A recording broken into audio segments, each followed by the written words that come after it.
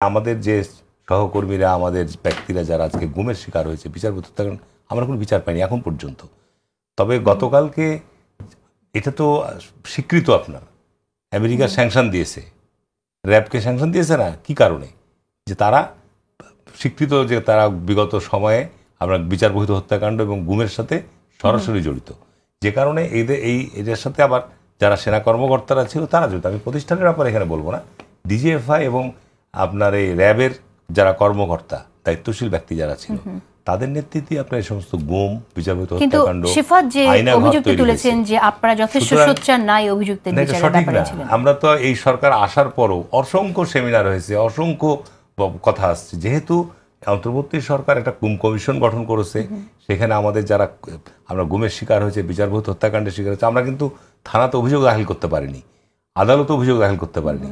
এটার কথা বলা হচ্ছে যে যেহেতু গুম কমিশন সেখানে আপনারা অভিযোগ দাখিল করেন এবং সেটার আশায় অপেক্ষায় আমরা বসেছিলাম যে একটা ওখান থেকে একটা প্রতিকার আসবে বা একটা সিদ্ধান্ত আসবে।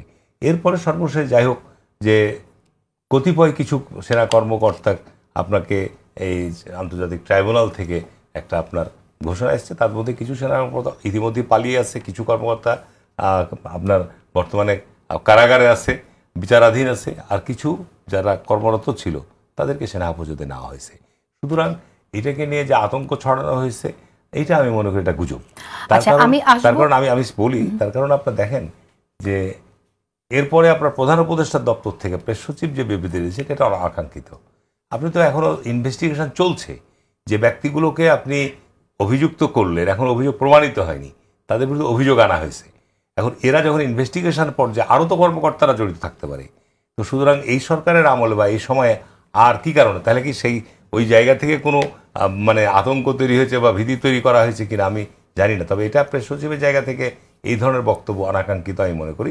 আমাদের যারা এই অপরাধগুলো মানবাধিকার বিরোধী এই সমস্ত আয়নাঘর তৈরি করেছে, গুম করেছে, বিচারপতি হত্যাকাণ্ড ঘটিয়েছে, যারা এই কর্মকাণ্ডের সাথে গত 15 বছর জড়িত তাদেরকে সকলকে বিচারের আওতায় আনতে হবে।